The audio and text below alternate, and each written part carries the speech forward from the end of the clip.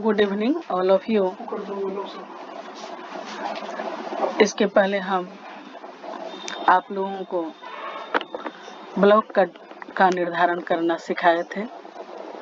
हमने ये बताया था कि पीरियोडिक टेबल में ग्रुप की संख्या 18 है और इन ग्रुप को 4 block, S block, P block, D block और एफ ब्लॉक में रखा गया है। हमने ये भी बताया था कि लास्ट इलेक्ट्रॉन जिस सबसेल में जाता है उनके आधार पर हम ब्लॉक का निर्धारण करते हैं। आज हम ग्रुप 15 के सदस्यों की बात करेंगे। हम ये देखेंगे कि ग्रुप 15 में किन किन सदस्यों को रखा गया है।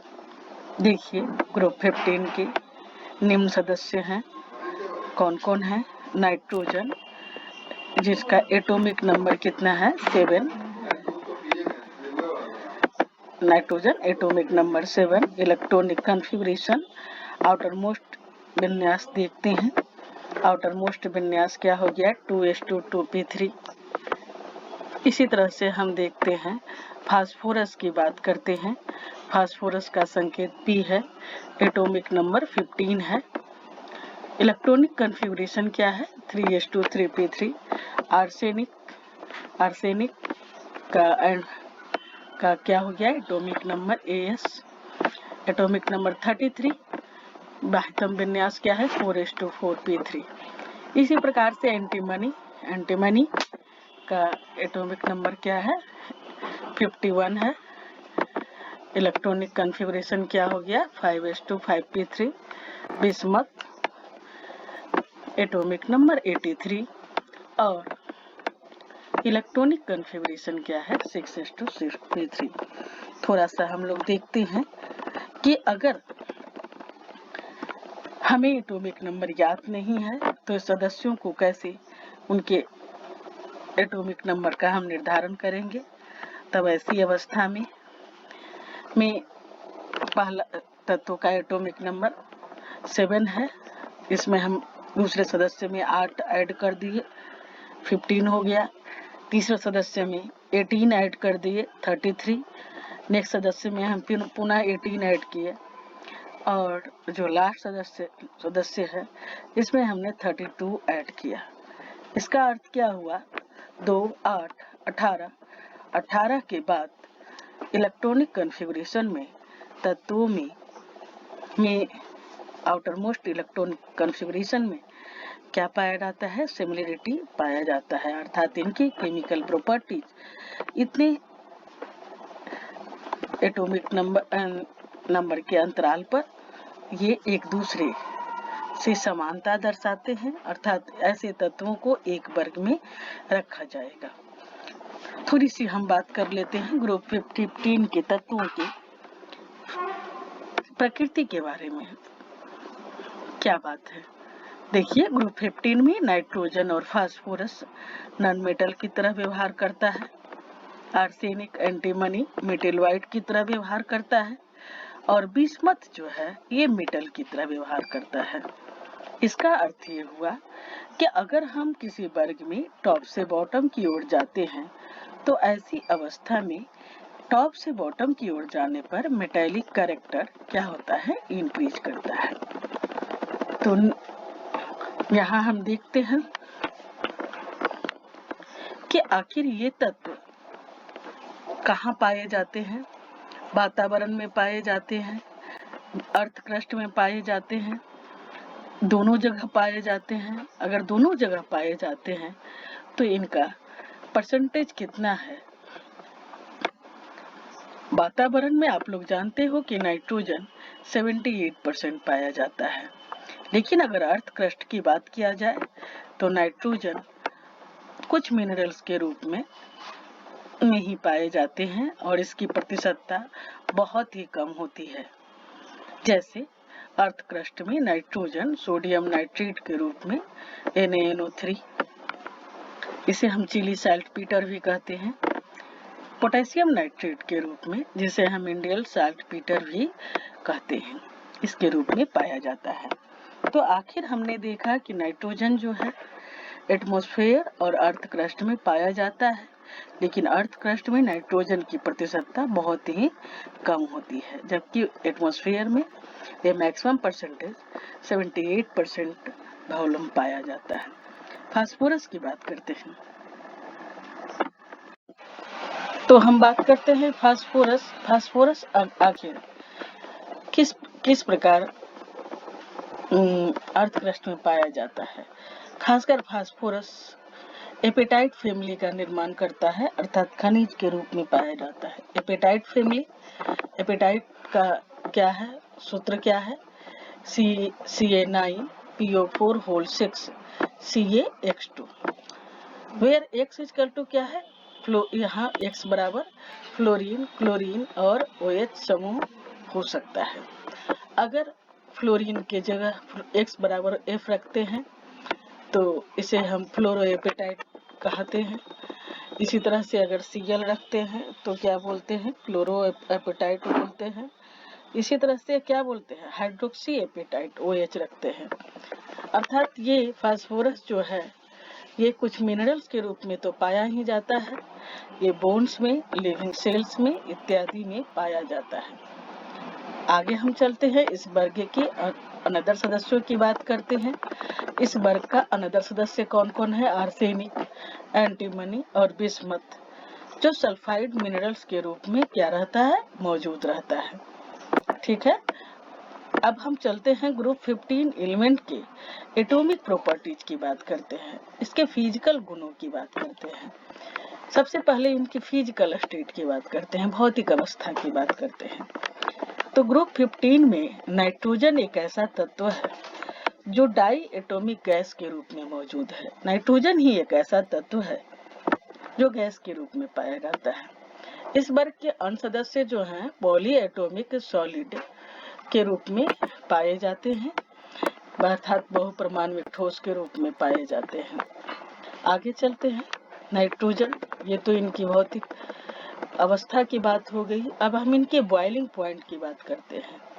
अगर वर्ग में टॉप से बॉटम की ओर जाते हैं तो हम देखते हैं कि एटॉमिक नंबर इंक्रीज करता है, अर्थात मोलेकुलर मास, एटॉमिक मास बढ़ता है, और एटॉमिक मास बढ़ने के साथ साथ सतह का क्षेत्रफल, सरफेस एरिया बढ़ जाता है, और सरफेस एरिया के बढ़ने के कारण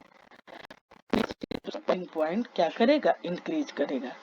अर्थात सबसे कम नाइट्रोजन का बॉइलिंग पॉइंट है, जबकि फास्फोरस का बॉइलिंग पॉइंट नाइट्रोजन से फास्फोरस का बॉइलिंग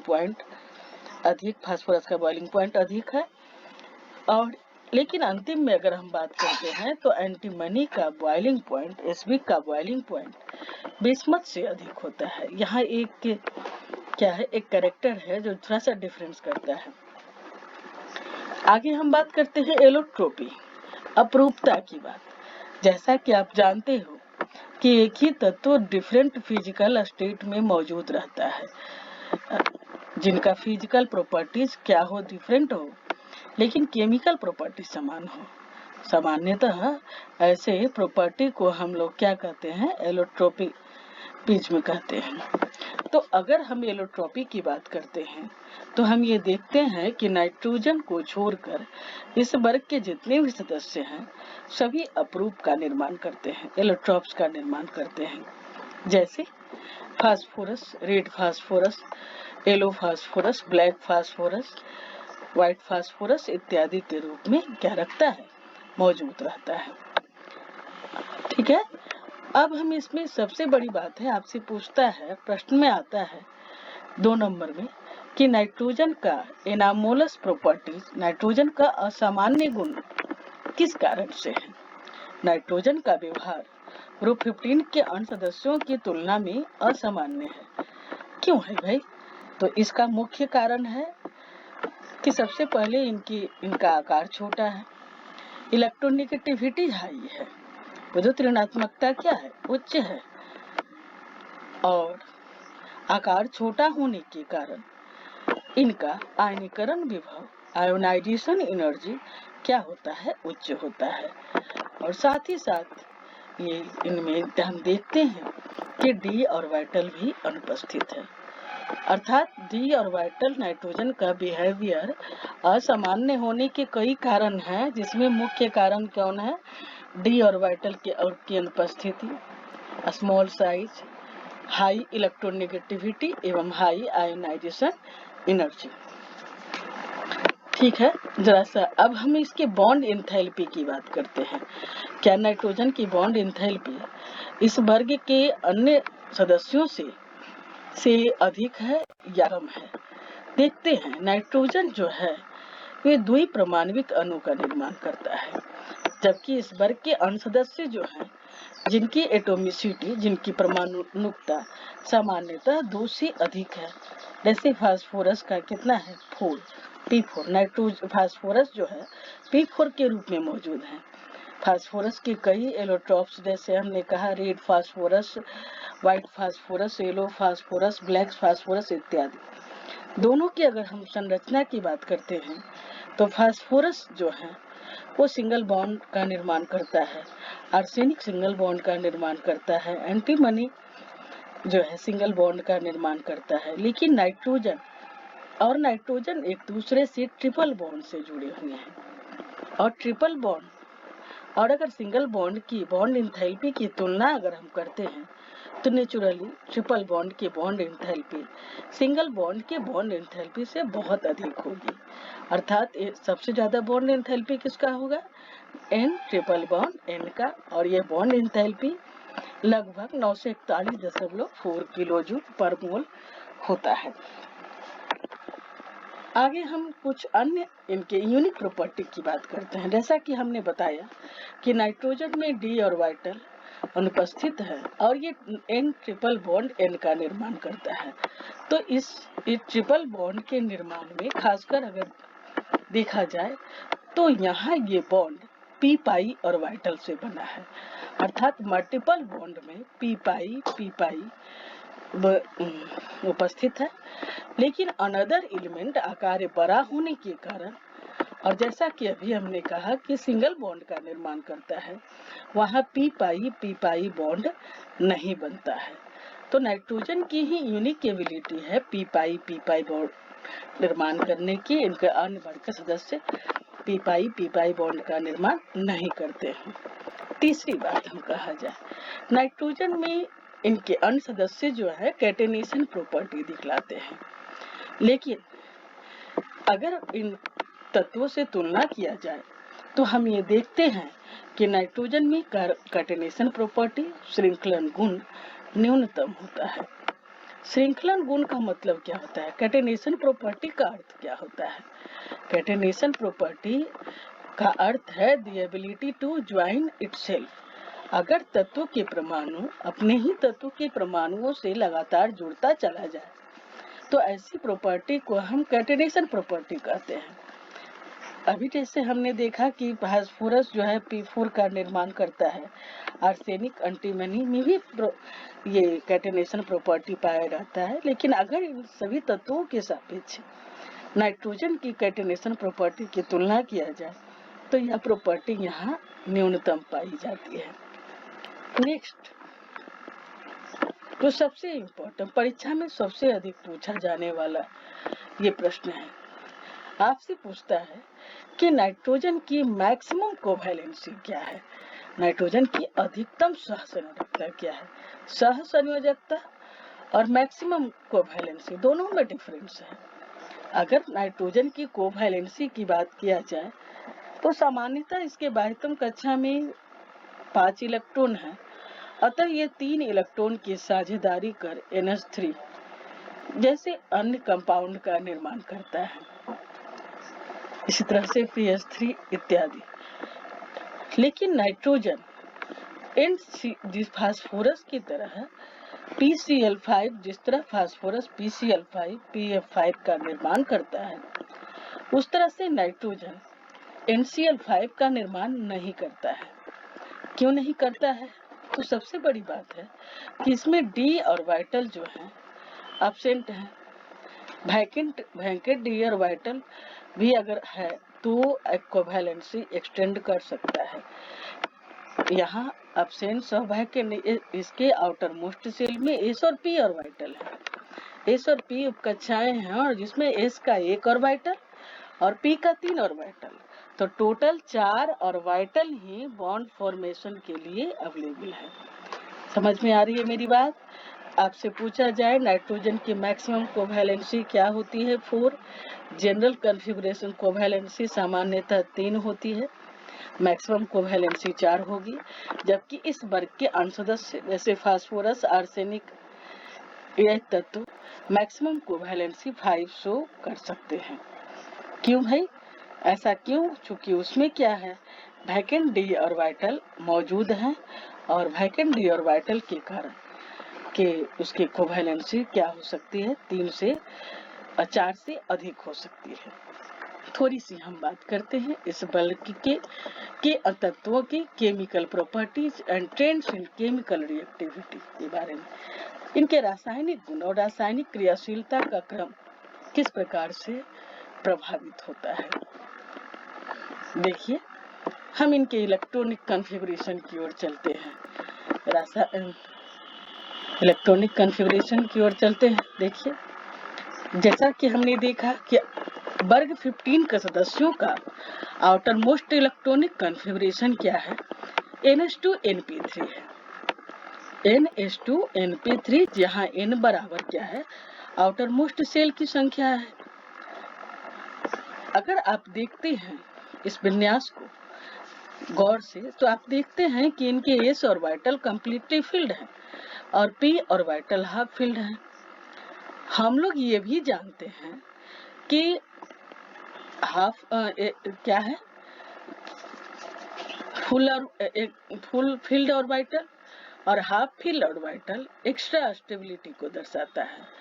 अर्थात इस वर्ग के जितने भी सदस्य हैं, इन सभी सदस्यों में एक्स्ट्रा स्टेबिलिटी का गुण पाया जाएगा और इस एक्स्ट्रा स्टेबिलिटी के कारण खासकर आयोनाइजेशन एनर्जी किस प्रकार प्रभावित होगा, इसकी बात हम बाद में करेंगे।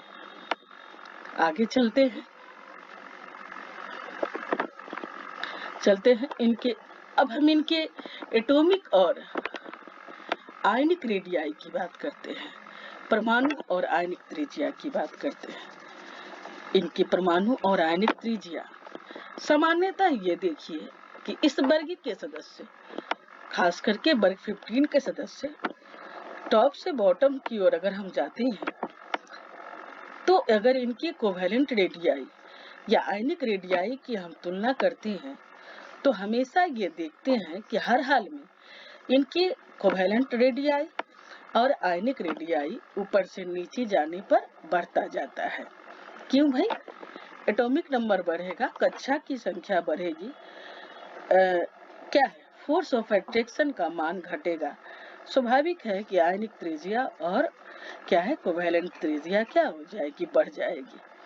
हालांकि अभी हमने जैसा कहा कि इस वर्ग के अधिकतर सदस्य जो है कोवैलेंट बॉन्ड का ही निर्माण करते हैं, तो सामान्यतः अगर बात किया जाए कोवैलेंट रेडियाई की बात करेंगे, लेकिन कुछ विशेष अवस्था में, कुछ स्पेशल कंसिडरेबल स्टेट में ये आयनिक कंपाउंड का भी निर्माण करते हैं।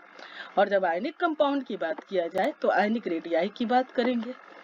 यहाँ अगर हम इनकी आयनिक कोवैलेंट रेडियाई की बात करते हैं तो यहाँ हम देखते हैं कि नाइट्रोजन से फास्फोरस की त्रिज्या कंसिडरेबल अधिक है। ठीक है, नाइट्रोजन से फास्फोरस की त्रिज्या में अच्छा गैप है, मतलब नाइट्रोजन के सापेक्ष फास्फोरस का आकार कुछ ज्यादा बड़ा है।